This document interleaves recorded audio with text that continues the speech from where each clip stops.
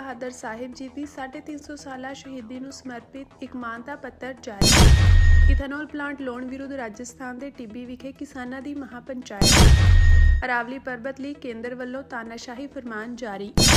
America ਵਿੱਚ Utah ਤੋਂ ਬਾਅਦ ਨਿਊਯਾਰਕ ਸਟੇਟ ਵਿੱਚ ਗੁਰੂ ਤੇਗ ਬਹਾਦਰ ਸਾਹਿਬ ਜੀ ਦੀ 350 ਸਾਲਾ ਸ਼ਹੀਦੀ ਨੂੰ ਸਮਰਪਿਤ ਇੱਕ ਮਾਨਤਾ ਪੱਤਰ ਜਾਰੀ ਕੀਤਾ ਗਿਆ ਹੈ, ਜਿਸ ਵਿੱਚ ਗੁਰੂ ਸਾਹਿਬ ਵੱਲੋਂ ਧਰਮ ਦੀ ਆਜ਼ਾਦੀ ਅਤੇ ਮਨੁੱਖੀ ਅਧਿਕਾਰਾਂ ਦੀ ਰਾਖੀ ਲਈ ਦਿੱਤੀ ਸ਼ਹਾਦਤ ਨੂੰ ਸਿਜਦਾ ਕਰਦਿਆਂ ਮਾਨਤਾ ਦਿੱਤੀ ਗਈ ਹੈ। ਇਸ ਲਈ ਵਰਲਡ ਸਿੱਖ ਪਾਰਲੀਮੈਂਟ ਅਤੇ ਨਿਊਯਾਰਕ ਸਟੇਟ ਦੀ ਸਿੱਖ ਲੀਡਰਸ਼ਿਪ ਤੇ ਸੰਗਤਾਂ ਦੇ ਯਤਨਾਂ ਸਦਕਾ ਸਿੱਖਾਂ ਦੇ 9ਵੇਂ ਪਾਤਸ਼ਾਹ ਗੁਰੂ ਤੇਗ ਬਹਾਦਰ ਸਾਹਿਬ ਜੀ ਦੇ 350ਵੇਂ ਸ਼ਹੀਦੀ ਦਿਹਾੜੇ ਉੱਪਰ ਉਹਨਾਂ ਦੀ ਮਹਾਨ ਕੁਰਬਾਨੀ ਨੂੰ ਰਿਕੋਗਨਾਈਜ਼ ਕਰਨ ਦਾ ਐਲਾਨ ਕੀਤਾ ਗਿਆ।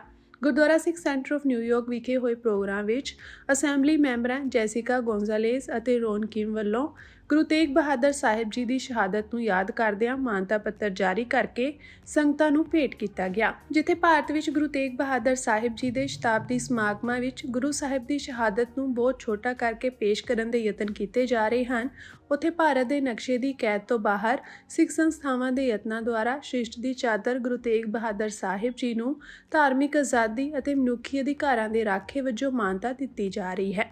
ਅੱਜ ਦੇ ਇਸ ਮਾਨਤਾ ਪੱਤਰ ਵਿੱਚ ਕਿਹਾ ਗਿਆ ਹੈ ਕਿ ਸਿੱਖ ਧਰਮ ਪੰਜਾਬ ਵਿੱਚ ਗੁਰੂ ਨਾਨਕ ਸਾਹਿਬ ਦੁਆਰਾ 15ਵੀਂ ਸਦੀ ਵਿੱਚ ਸ਼ੁਰੂ ਕੀਤਾ ਗਿਆ, ਜੋ ਕਿ ਦੁਨੀਆ ਦਾ 5ਵਾਂ ਵੱਡਾ ਧਰਮ ਹੈ, ਜਿਸ ਦੇ ਅਮਰੀਕਾ ਵਿੱਚ ਵੱਡੀ ਗਿਣਤੀ ਵਿੱਚ ਅਨੁਯਾਈ ਹਨ, ਜੋ ਕਿ ਮਨੁੱਖਤਾ ਦੀ ਸੇਵਾ, ਸੱਚੀ ਕਿਰਤ ਅਤੇ ਇੱਕ ਪਰਮਾਤਮਾ ਦਾ ਨਾਮ ਜਪਣ ਵਿੱਚ ਵਿਸ਼ਵਾਸ ਰੱਖਦੇ ਹਨ।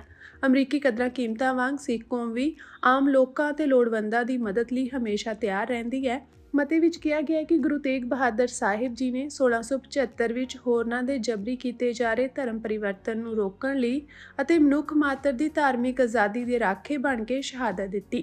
ਇਸ ਲਈ ਉਹਨਾਂ ਨੂੰ ਪਿਆਰ ਨਾਲ ਸ੍ਰਿਸ਼ਟ ਦੀ ਚਾਦਰ ਜਾਂ ਮਨੁੱਖੀ ਅਧਿਕਾਰਾਂ ਦੀ ਢਾਲ ਵਜੋਂ ਯਾਦ ਕੀਤਾ ਜਾਂਦਾ ਹੈ।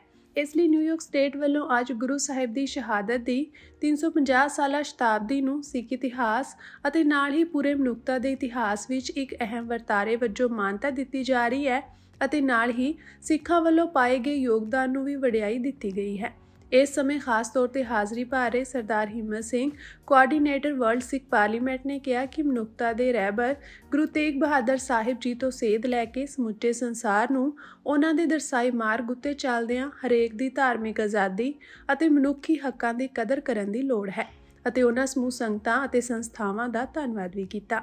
ਭਾਈ ਰਜਿੰਦਰ ਸਿੰਘ ਨੇ ਬਾਬਾ ਬੰਦਾ ਸਿੰਘ ਬਹਾਦਰ ਇੰਟਰਨੈਸ਼ਨਲ ਸਿੱਖ ਸੁਸਾਇਟੀ ਵੱਲੋਂ ਇਸ ਮੌਕੇ ਕਿਹਾ ਕਿ ਨਿਊਯਾਰਕ ਅਸੈਂਬਲੀ ਨੇ ਗੁਰੂ ਤੇਗ ਬਹਾਦਰ ਸਾਹਿਬ ਜੀ ਦੀ ਦੁਨੀਆ ਦੇ ਇਤਿਹਾਸ ਵਿੱਚ ਨਿਵੇਕਲੀ ਸ਼ਹਾਦਤ ਨੂੰ ਮਾਨਤਾ ਦੇ ਕੇ ਸਿੱਖ ਕੌਮ ਦਾ ਮਾਣ ਵਧਾਇਆ ਹੈ। ਗੁਰਦੁਆਰਾ ਸਾਹਿਬ ਦੇ ਪ੍ਰਧਾਨ ਭਾਈ ਬਲਵਿੰਦਰ ਸਿੰਘ ਨੇ ਨਿਊਯਾਰਕ ਸਟੇਟ ਅਸੈਂਬਲੀ ਮੈਂਬਰਾਂ ਅਤੇ ਆਈ ਸੰਗਤ ਦਾ ਧੰਨਵਾਦ ਕੀਤਾ। ਅੱਜ ਦੇ ਇਸ ਮਹੱਤਵਪੂਰਨ ਸਮਾਗਮ ਵਿੱਚ ਸ਼ਾਮਿਲ ਹੋਣ ਵਾਲਿਆਂ ਵਿੱਚ ਚੇਅਰਮੈਨ ਭਾਈ ਲਖਵੀਰ ਸਿੰਘ, ਸਕੱਤਰ ਮੱਖਣ ਸਿੰਘ, ਭਾਈ ਬਲਵਿੰਦਰ ਸਿੰਘ ਝਿੰਗੜਾ ਅਤੇ ਹੋਰ ਬਹੁਤ ਪਤਵੰਤੇ ਹਾਜ਼ਰ ਸਨ।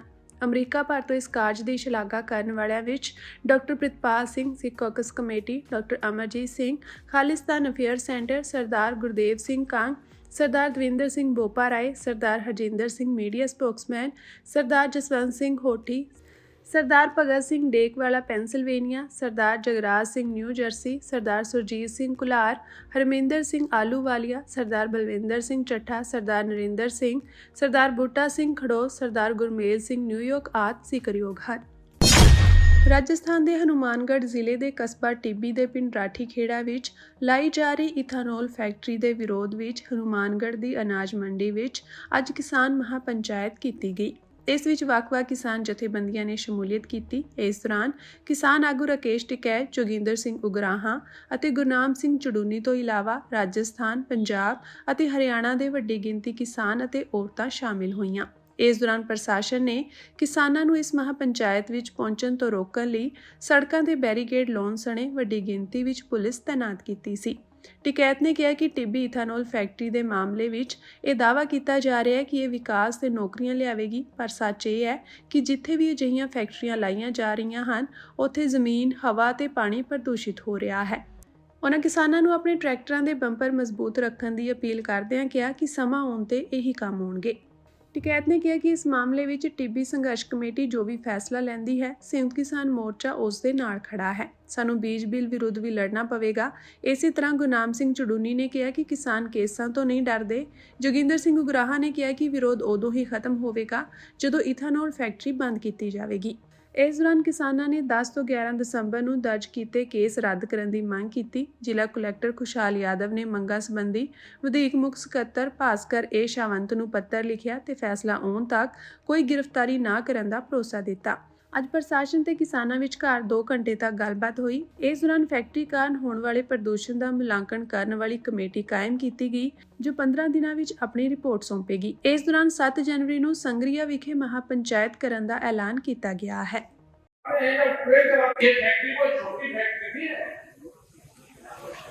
ये 14 फैक्ट्री है, 14 फैक्ट्री इतनी बड़े प्लांट लग रहा, ये पूरे क्षेत्र को बर्बाद कर देगा।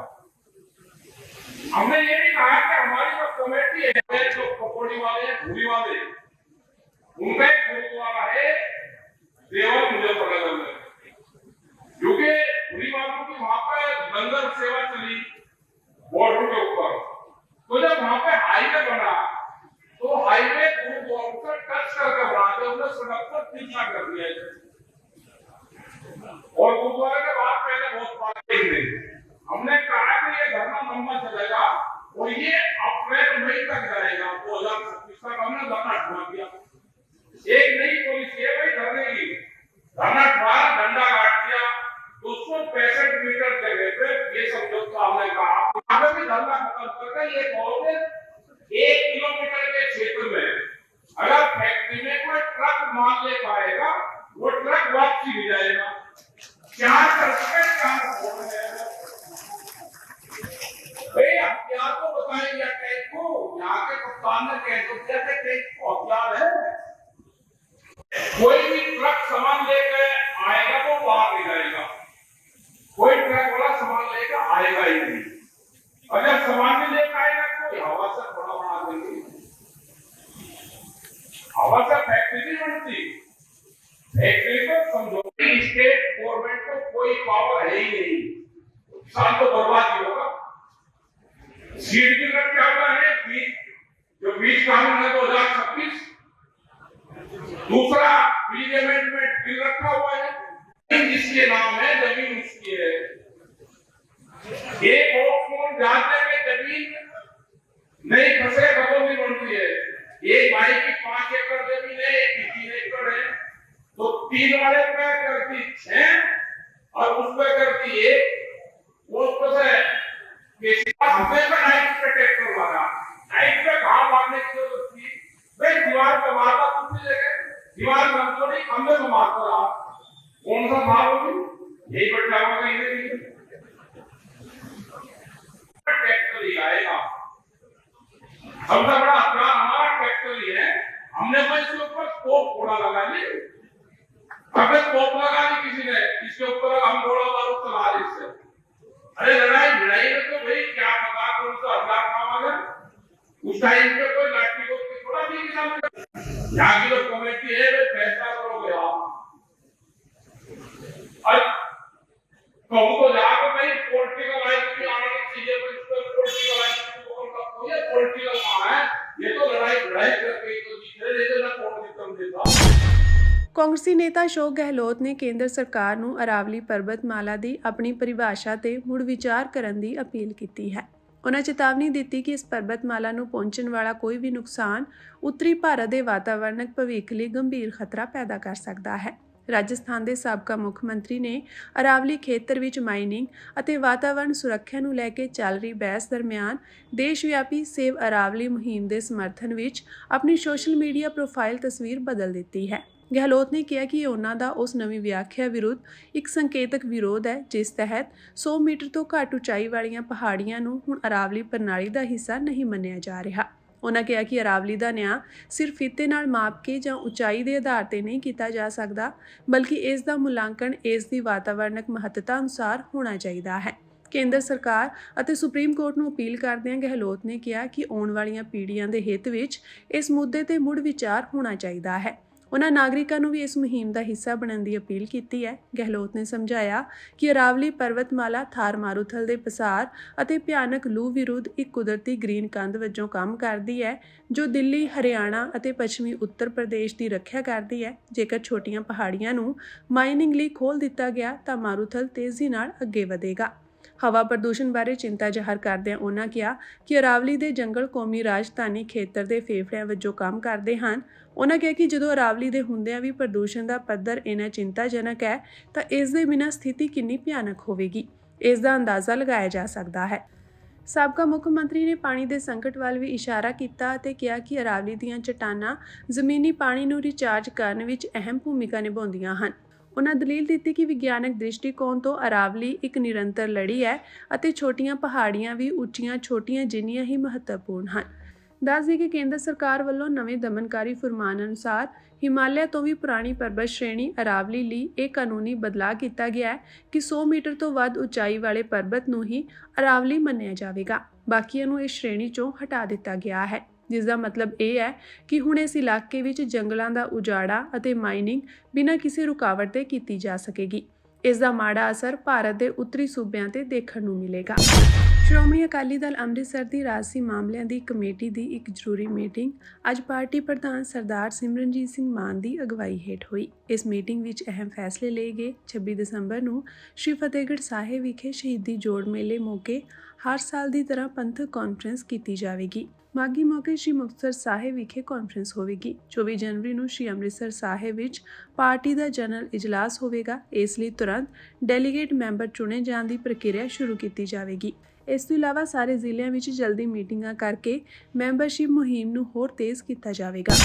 ਯੂਕਰੇਨ ਦੇ ਰਾਸ਼ਟਰਪਤੀ ਵਲਦੀਮੀਰ ਜ਼ੈਲੈਂਸਕੀ ਨੇ ਕਿਹਾ ਕਿ ਰੂਸ ਨਾਲ ਪਿਛਲੇ 4 ਸਾਲਾਂ ਤੋਂ ਜਾਰੀ ਜੰਗ ਨੂੰ ਖਤਮ ਕਰਨ ਲਈ ਅਗਲੇ ਕੁਝ ਦਿਨਾਂ ਵਿੱਚ ਅਮਰੀਕੀ ਅਧਿਕਾਰੀਆਂ ਨਾਲ ਗੱਲਬਾਤ ਤੋਂ ਬਾਅਦ ਸ਼ਾਂਤੀ ਸਮਝੌਤੇ ਨੂੰ ਅੰਤਿਮ ਰੂਪ ਦਿੱਤਾ ਜਾ ਸਕਦਾ ਹੈ। ਜ਼ੈਲੈਂਸਕੀ ਅਨੁਸਾਰ ਅਮਰੀਕੀ ਦੂਤ ਅਗਲੇ ਹਫ਼ਤੇ ਅਮਰੀਕਾ ਵਿੱਚ ਹੋਣ ਵਾਲੀਆਂ ਸੰਭਾਵਿਤ ਬੈਠਕਾਂ ਤੋਂ ਪਹਿਲਾਂ ਇਸ ਸਮਝੌਤੇ ਦਾ ਖਰੜਾ ਰੂਸ ਦੇ ਸਾਹਮਣੇ ਪੇਸ਼ ਕਰਨਗੇ। ਉਹਨਾਂ ਨੇ ਇਸ ਯੋਜਨਾ ਨੂੰ ਬਹੁਤ ਹੀ ਵਿਹਾਰਕ ਦੱਸਿਆ ਹੈ। ਅਮਰੀਕੀ ਰਾਸ਼ਟਰਪਤੀ ਡੋਨਾਲਡ ਟਰੰਪ ਨੇ ਵੀ ਉਮੀਦ ਜਤਾਉਂਦੇ ਹੋਏ ਕਿਹਾ ਕਿ ਮੈਨੂੰ ਲੱਗਦਾ ਹੈ ਕਿ ਅਸੀਂ ਸ਼ਾਂਤੀ ਸਮਝੌਤੇ ਦੇ ਪਹਿਲਾਂ ਨਾਲੋਂ ਕਿਤੇ ਜ਼ਿਆਦਾ ਕਰੀਬ ਹਾਂ। ਅਮਰੀਕੀ ਅਧਿਕਾਰੀਆਂ ਦਾ ਕਹਿਣਾ ਹੈ ਕਿ ਯੋਜਨਾ ਦੇ 90% ਨੁਕਤਿਆਂ ਤੇ ਸਹਿਮਤੀ ਬਣ ਚੁੱਕੀ ਹੈ। ਰੂਸ ਚਾਹੁੰਦਾ ਹੈ ਕਿ 2014 ਵਿੱਚ ਕਬਜ਼ੇ ਵਿੱਚ ਲਏ ਗਏ ਕ੍ਰੀਮੀਆ ਅਤੇ ਹਾਲ ਹੀ ਵਿੱਚ ਜਿੱਤੇ 4 ਖੇਤਰਾਂ ਨੂੰ ਰੂਸੀ ਹਿੱਸੇ ਵਜੋਂ ਮਾਨਤਾ ਦਿੱਤੀ ਜਾਵੇ। ਜ਼ੈਲੈਂਸਕੀ ਨੇ ਸਾਫ਼ ਕਰ ਦਿੱਤਾ ਹੈ ਕਿ ਉਹ ਡੋਨਬਾਸ ਖੇਤਰ ਤੇ ਰੂਸ ਦੇ ਕਬਜ਼ੇ ਨੂੰ ਮਾਨਤਾ ਨਹੀਂ ਦੇਣਗੇ। ਉਹਨਾਂ ਕਿਹਾ ਕਿ ਅਮਰੀਕਾ ਉੱਥੇ ਇੱਕ ਮੁਕਤ ਆਰਥਿਕ ਖੇਤਰ ਬਣਾਉਣ ਦਾ ਪ੍ਰਸਤਾਵ ਦੇ ਰਿਹਾ ਹੈ, ਪਰ ਇਸ ਦਾ ਮਤਲਬ ਇਹ ਨਹੀਂ ਕਿ ਉਹ ਇਲਾਕਾ ਰੂਸ ਦੇ ਕੰਟਰੋਲ ਵਿੱਚ ਹੋਵੇਗਾ। ਪਾਕਿਸਤਾਨ ਨੇ ਭਾਰਤੀ ਜਹਾਜ਼ਾਂ ਲਈ ਆਪਣੇ ਹਵਾਈ ਖੇਤਰ ਤੇ ਲਗਾਈ ਗਈ ਪਾਬੰਦੀ ਨੂੰ 1 ਮਹੀਨੇ ਲਈ ਵਧਾ ਕੇ 23 ਜਨਵਰੀ ਤੱਕ ਕਰ ਦਿੱਤਾ ਹੈ।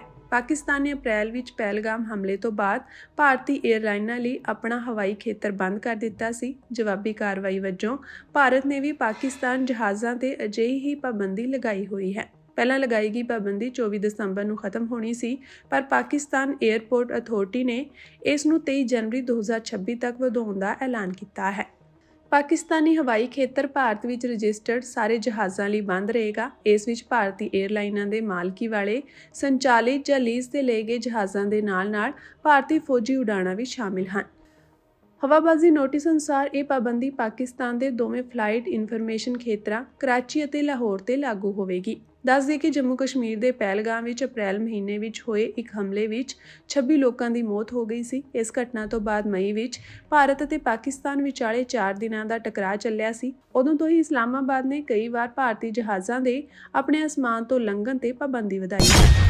ਕਿਸਾਨ ਮਜ਼ਦੂਰ ਮੋਰਚਾ ਪੰਜਾਬ ਚੈਪਟਰ ਨੇ ਬਿਜਲੀ ਸੋਧ ਬਿੱਲ 2025, ਸ਼ੰਭੂ ਖਨੌਰੀ ਮੋਰਚੇ ਵਿੱਚ ਹੋਏ ਨੁਕਸਾਨ ਦੇ ਮੁਆਵਜ਼ੇ ਅਤੇ ਹੋਰ ਮਹੱਤਵਪੂਰਨ ਮੁੱਦਿਆਂ ਨੂੰ ਲੈ ਕੇ ਪੰਜਾਬ ਵਿੱਚ ਇੱਕ ਵੱਡੇ ਅੰਦੋਲਨ ਦਾ ਐਲਾਨ ਕੀਤਾ ਹੈ। ਮੋਰਚੇ ਨੇ ਐਲਾਨ ਕੀਤਾ ਹੈ ਕਿ ਅੱਜ 18 ਦਸੰਬਰ ਤੋਂ ਪੰਜਾਬ ਭਰ ਵਿੱਚ ਜ਼ਿਲ੍ਹਾ ਡਿਪਟੀ ਕਮਿਸ਼ਨਰ ਦਫ਼ਤਰਾਂ ਦੇ ਬਾਹਰ ਵਿਰੋਧ ਪ੍ਰਦਰਸ਼ਨ ਸ਼ੁਰੂ ਹੋਣਗੇ। ਜੇਕਰ ਸਰਕਾਰ ਨੇ ਨਹੀਂ ਸੁਣੀ ਤਾਂ 20 ਦਸੰਬਰ ਤੋਂ ਰੇਲ ਰੋਕੋ ਅੰਦੋਲਨ ਸ਼ੁਰੂ ਕੀਤਾ ਜਾਵੇਗਾ। ਇਹ ਜਾਣਕਾਰੀ ਕਿਸਾਨ ਮਜ਼ਦੂਰ ਮੋਰਚਾ ਇੰਡੀਆ ਵੱਲੋਂ ਸਾਂਝੀ ਕੀਤੀ ਗਈ ਹੈ। ਸੀਨੀਅਰ ਆਗੂ ਸਰਵਣ ਸਿੰਘ ਪੰਧੇਰ ਨੇ ਦੱਸਿਆ ਕਿ ਸੰਗਠਨ ਨੇ 1 ਦਸੰਬਰ ਨੂੰ ਸਰਕਾਰ ਨੂੰ ਮੰਗਾਂ ਦਾ ਇੱਕ ਪੱਤਰ ਸੌਂਪਿਆ ਸੀ, ਪਰ ਹੁਣ ਤੱਕ ਕੋਈ ਠੋਸ ਜਵਾਬ ਨਹੀਂ ਮਿਲਿਆ ਹੈ। ਸਰਵਣ ਸਿੰਘ ਪੰਧੇਰ ਨੇ ਕਿਹਾ ਕਿ ਕਿਸਾਨਾਂ ਅਤੇ ਮਜ਼ਦੂਰਾਂ ਦੀ ਮੁੱਖ ਮੰਗ ਇਹ ਹੈ ਕਿ ਕੇਂਦਰ ਸਰਕਾਰ ਬਿਜਲੀ ਸੋਧ ਬਿੱਲ 2025 ਨੂੰ ਤੁਰੰਤ ਰੱਦ ਕਰੇ। ਉਹਨਾਂ ਇਹ ਵੀ ਮੰਗ ਕੀਤੀ ਹੈ ਕਿ ਪੰਜਾਬ ਸਰਕਾਰ ਇਸ ਬਿੱਲ ਵਿਰੁੱਧ ਸਰਬ ਪਾਰਟੀ ਸਹਿਮਤੀ ਨਾਲ ਵਿਧਾਨ ਸਭਾ ਵਿੱਚ ਮਤਾ ਪਾਸ ਕਰੇ। ਉਹਨਾਂ ਮੰਗ ਕੀਤੀ ਕਿ ਬਿਜਲੀ ਵਿਭਾਗ ਦਾ ਨਿੱਜੀਕਰਨ ਬੰਦ ਕੀਤਾ ਜਾਵੇ, ਠੇਕੇਦਾਰੀ ਪ੍ਰਣਾਲੀ ਖਤਮ ਕੀਤੀ ਜਾਵੇ ਅਤੇ ਸਥਾਈ ਕਰਮਚਾਰੀਆਂ ਦੀ ਭਰਤੀ ਕੀਤੀ ਜਾਵੇ ਅਤੇ ਪ੍ਰੀਪੇਡ ਮੀਟਰਾਂ ਦੀ ਜਬਰੀ ਸਥਾਪਨਾ ਬੰਦ ਕੀਤੀ ਜਾਵੇ।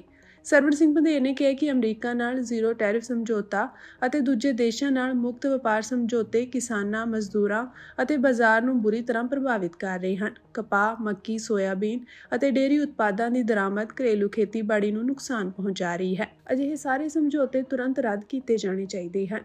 ਪੰਧੇਰ ਨੇ ਮੰਗ ਕੀਤੀ ਹੈ ਕਿ ਦਿੱਲੀ ਵਿੱਚ ਕਿਸਾਨ ਮੋਰਚਾ 1 ਅਤੇ ਕਿਸਾਨ ਮੋਰਚਾ 2 ਅਤੇ ਪੰਜਾਬ ਵਿੱਚ ਹੋਏ ਵਿਰੋਧ ਪ੍ਰਦਰਸ਼ਨਾਂ ਦੌਰਾਨ ਦਰਜ ਕੀਤੇ ਸਾਰੇ ਕੇਸ ਤੁਰੰਤ ਵਾਪਸ ਲਏ ਜਾਣ। ਉਹਨਾਂ ਇਹ ਵੀ ਮੰਗ ਕੀਤੀ ਹੈ ਕਿ ਰੇਲਵੇ ਵਿਭਾਗ ਵੱਲੋਂ ਜਾਰੀ ਕੀਤੇ ਗਏ ਨੋਟਿਸ ਰੱਦ ਕੀਤੇ ਜਾਣ। ਵਿਰੋਧ ਪ੍ਰਦਰਸ਼ਨਾਂ ਵਿੱਚ ਸ਼ਹੀਦ ਹੋਏ ਕਿਸਾਨਾਂ ਦੇ ਪਰਿਵਾਰਾਂ ਨੂੰ ਮੁਆਵਜ਼ਾ ਅਤੇ ਨੌਕਰੀਆਂ ਦਿੱਤੀਆਂ ਜਾਣ, ਜਦੋਂ ਕਿ ਜ਼ਖਮੀਆਂ ਨੂੰ ਵਿੱਤੀ ਸਹਾਇਤਾ ਦਿੱਤੀ ਜਾਵੇ। ਪੰਧੇਰ ਨੇ ਕਿਹਾ ਕਿ ਮੌਨਸੂਨ ਹੜ੍ਹਾਂ ਨੇ ਪੰਜਾਬ ਵਿੱਚ ਕਾਫੀ ਨੁਕਸਾਨ ਕੀਤਾ ਹੈ। ਉਹਨਾਂ ਮ੍ਰਿਤਕਾਂ ਦੇ ਪਰਿਵਾਰਾਂ ਲਈ 1 ਕਰੋੜ ਰੁਪਏ, ਪੂਰੀ ਤਰ੍ਹਾਂ ਨੁਕਸਾਨੇ ਗਏ ਘਰਾਂ ਲਈ 100% ਮੁਆਵਜ਼ਾ, ਫਸਲਾਂ ਲਈ 70,000 ਪ੍ਰਤੀ ਏਕੜ ਅਤੇ ਗੰਨੇ ਲਈ 1 ਲੱਖ ਪ੍ਰਤੀ ਏਕੜ ਦੀ ਮੰਗ ਕੀਤੀ ਹੈ। ਉਹਨਾਂ ਪਸ਼ੂਆਂ, ਖੇਤ ਮਜ਼ਦੂਰਾਂ ਅਤੇ ਵਿਸਥਾਪਿਤ ਪਰਿਵਾਰਾਂ ਲਈ ਢੁਕਵੀਂ ਰਾਹਤ ਦੀ ਵੀ ਮੰਗ ਕੀਤੀ ਹੈ। ਕਿਸਾਨ ਮਜ਼ਦੂਰ ਮੋਰਚਾ ਭਾਰਤ ਨੇ ਚੇਤਾਵਨੀ ਦਿੱਤੀ ਹੈ ਕਿ ਜੇਕਰ ਸਰਕਾਰ 18 ਦਸੰਬਰ ਤੋਂ ਸ਼ੁਰੂ ਹੋਣ ਵਾਲੇ ਵਿਰੋਧ ਪ੍ਰਦਰਸ਼ਨਾਂ ਤੋਂ ਬਾਅਦ ਮੰਗਾਂ ਤੇ ਗੰਭੀਰਤਾ ਨਾਲ ਵਿਚਾਰ ਨਹੀਂ ਕਰਦੀ ਹੈ ਤਾਂ 20 ਦਸੰਬਰ ਤੋਂ ਵਿਰੋਧ ਪ੍ਰਦਰਸ਼ਨ ਰੇਲ ਜਾਮ ਵਿੱਚ ਬਦਲ ਜਾਵੇਗਾ। ਇਸ ਲਈ ਕੇਂਦਰ ਅਤੇ ਪੰਜਾਬ ਸਰਕਾਰਾਂ ਪੂਰੀ ਤਰ੍ਹਾਂ ਜ਼ਿੰਮੇਵਾਰ ਹੋਣਗੀਆਂ। ਸ਼ੰਭੂ ਖਨੌਰੀ ਦੇ ਵਿੱਚ ਜਿਵੇਂ ਉਸ ਵੇਲੇ ਦੀ ਭਗਵੰਤ ਮਾਨ ਸਰਕਾਰ ਨੇ ਕਿਸਾਨ ਲੀਡਰਾਂ ਨੂੰ ਚੰਡੀਗੜ੍ਹ ਸੱਦ ਕੇ ਗ੍ਰਿਫਤਾਰ ਕਰਕੇ और उदों पिछों शंभू खनौरी का मोर्चा खदेड़िया। ट्रैक्टर ट्रालियां ज्यादा मशहूर होंदियां, ट्रैक्टर ट्रालियां नहीं, जान बुझ के स्टेजां तोड़ियां,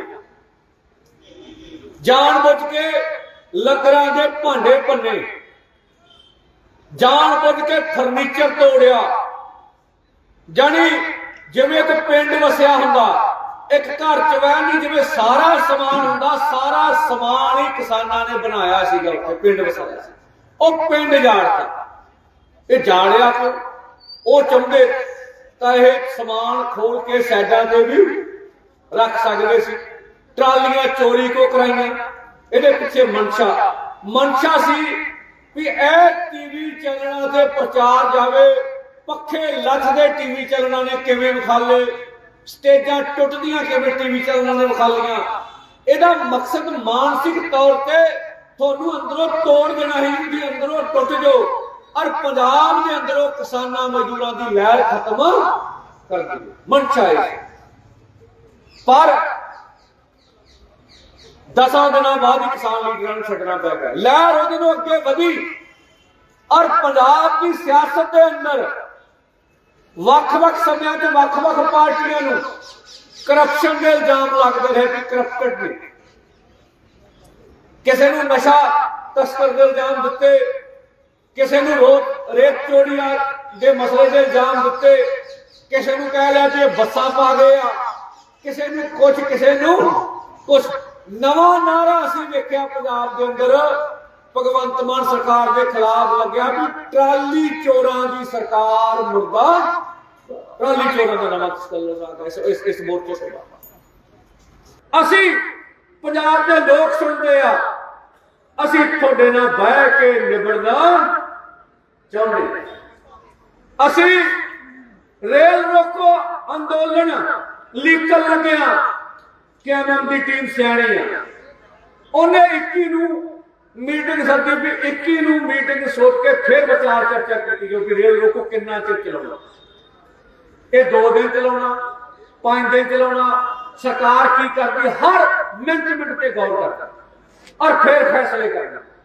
ਇਸ ਕਰਕੇ ਅਸੀਂ ਚਾਹਾਂਗੇ, ਹਾਂ ਸਾਡੇ ਮੁੱਖ ਮੰਤਰੀ ਭਗਵੰਤ ਮਾਨ ਦੇ ਵੱਸ 'ਚ ਕੁਝ ਨਹੀਂ ਹੈਗਾ, ਇਹ ਸਾਨੂੰ ਪਤਾ। ਠੀਕ ਹੈ ਵੀ ਤੁਹਾਡੇ ਨਾਲ ਦਾ ਕਹਿੰਦਾ ਵੀ ਕੱਲਾ ਮੁੱਖ ਮੰਤਰੀ ਬਣ ਕੇ ਰਹਿ ਜਾ, ਠੀਕ ਹੈ ਜੀ। ਇਸ ਕਰਕੇ ਜੇ ਸਿਆਣਪ ਕਰੋਗੇ ਤੇ ਬਹਿ ਕੇ ਨਿਬੜ ਜਾਓਗੇ। ਇੱਕ ਬੇਨਤੀ ਵੀ ਅਸੀਂ ਜ਼ਿਲ੍ਹਾ ਪ੍ਰਸ਼ਾਸਨ ਦਾ ਇਸ ਕਰਕੇ ਧੰਨਵਾਦ ਕਰਦੇ ਹਾਂ।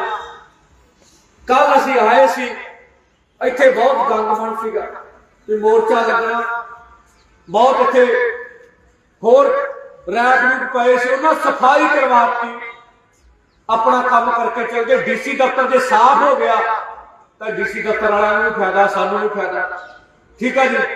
ਅਸੀਂ ਪੂਰਨਮ ਢੰਗ ਨਾਲ ਟ੍ਰੈਫਿਕ ਕੰਟਰੋਲ ਕਰਨ ਲਈ ਅੱਜ ਡੀਸੀ ਦਫ਼ਤਰ ਲੋਕ ਆਉਂਦੇ ਜਾਂਦੇ ਨੇ, ਸਾਡਾ ਧਰਨਾ ਮੁਜ਼ਾਹਰਾ ਵੀ ਚੱਲ ਰਿਹਾ ਹੈਗਾ ਵਾ, ਇਹ ਚੱਲਦਾ ਰਿਹਾ।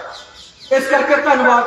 ਅੰਤ ਚ ਭਰਾਓ, ਸਰਕਾਰ ਨੇ ਆਪਣਾ ਢਿੱਲ ਦਾ ਜ਼ੋਰ ਲਾਉਣਾ ਤੇ ਆਪਾਂ ਵੀ ਆਪਣਾ ਢਿੱਲ ਦਾ ਜ਼ੋਰ, ਠੀਕ ਹੈ ਜੀ। ਔਰ ਤਿਆਰੀਆਂ ਚ ਜੁਟ ਜਾਓ ਜਾ ਕੇ, ਵੀ ਦਾ ਰੇਲ ਰੋਕੋ ਆ, ਔਰ ਜਿਨ੍ਹਾਂ ਦੀ ਰਾਤ ਦੀ ਡਿਊਟੀ ਆ ਉਹ ਡਟੋ, ਔਰ ਲੰਗਰ ਪ੍ਰਸ਼ਾਦੇ ਦੁੱਧ ਹਰ ਮੋਰਚੇ ਵਿੱਚ ਲੈ ਕੇ ਆਉਣਾ ਵਾ। ਬਹੁਤ ਵੱਡੇ ਪੱਧਰ ਤੇ ਤੁਸੀਂ ਅੱਜ ਆਏ ਜੇ, ਸਾਰੇ ਆਗੂ ਮਿਲ ਕੇ ਜਾਣ। ਤੁਹਾਡਾ ਧੰਨਵਾਦ। ਔਰ ਪੱਕੀ ਆਸ ਆ ਵੀ ਇਹ ਮੋਰਚਾ ਪੰਜਾਬ ਦੇ ਲੋਕਾਂ ਨੇ ਸਾਨੂੰ ਜਿਤਾਉਣਾ ਵਾ ਤੇ ਅਸੀਂ ਜਿੱਤ ਕੇ ਜਾਵਾਂਗੇ।